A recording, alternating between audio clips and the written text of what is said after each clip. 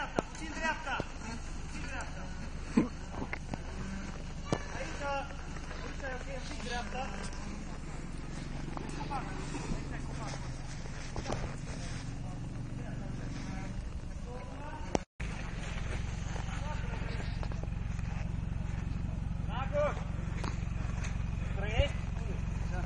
Așa trebuie, dă drumul aici sus. Aici sus, așa.